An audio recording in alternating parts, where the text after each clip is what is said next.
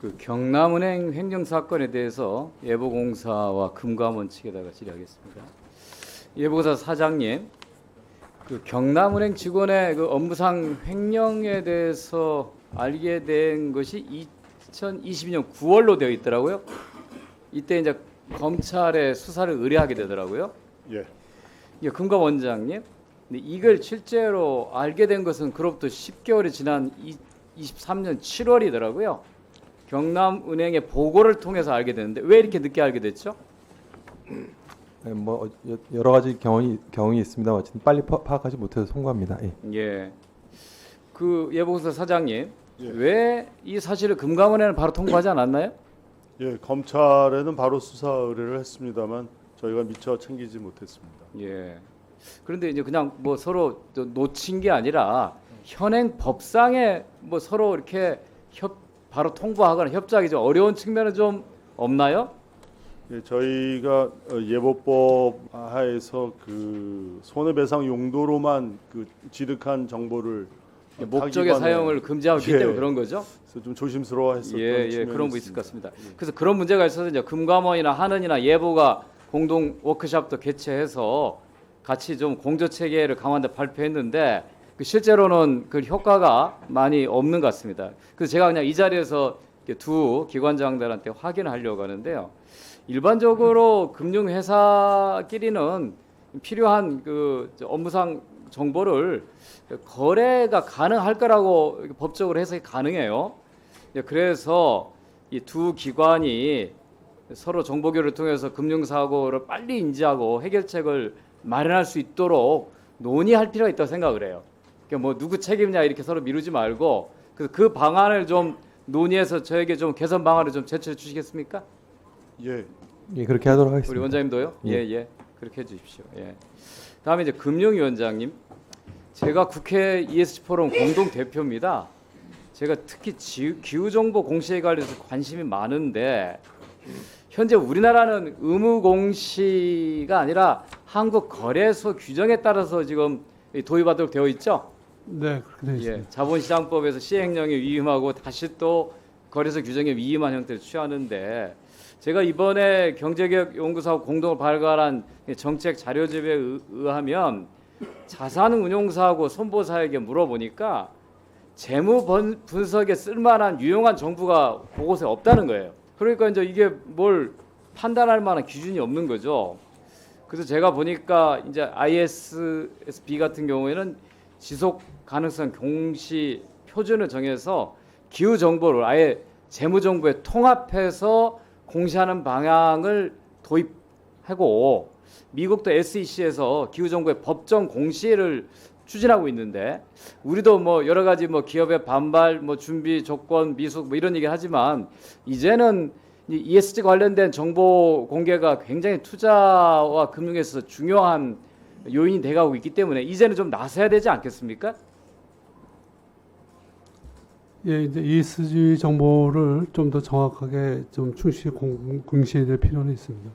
그러니까 좀 법정 공시로 좀 정하고 사업 보고서에 공시하도록 하는 것이 이 세계적인 흐름에도 맞다고 생각하기 때문에 그런 쪽으로 좀 준비를 좀 해주시기 바랍니다.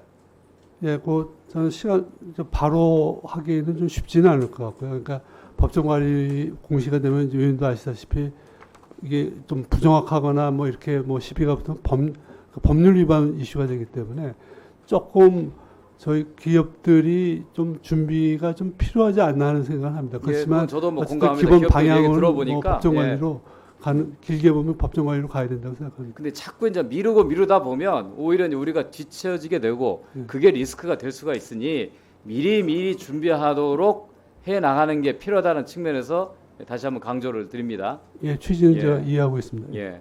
다음에 이제 아까 질문에서 제가 이제 이후에 연대 기여금 얘기를 했어요. 제가 용어부터 횡재세 하니까 사람들이 이제 횡재하면 조금 표현이 좀 어색해 보이고 세금 하니까 겁을 내니까 제가 대안을 찾다 보니까 이 솔리데리티 컨트리뷰션 그러니까 연대 기여금 또는 이제 부담금이라고 이야기하더라고요.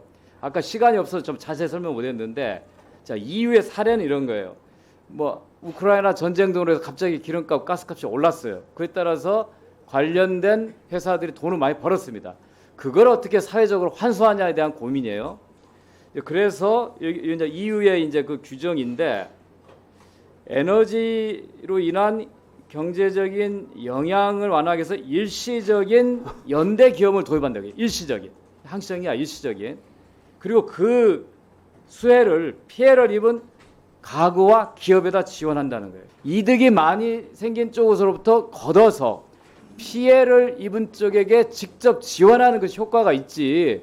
지금 현재 우리가 추진하고 있는 상생 금융 형태로 은행의 초과 이윤을 따로 또 사회공을 하라고 하는 것 갖고는 그러니까 수혜자하고 피해자가 서로 간에 주고받는 이런 게 이루어지지 않는다고 생각해요. 아마 똑같은 고민을 아마 우리 금융위원회 우리 원장님도 하실 텐데 아까 제가 좀 질문했더니 답변이 너무 원론적인 뭐 종합적으로 고려하겠다고 하는데 제가 말씀드리는 취지를 다 할 거예요. 우리 의원님들도 다 고개 끄덕끄덕해요.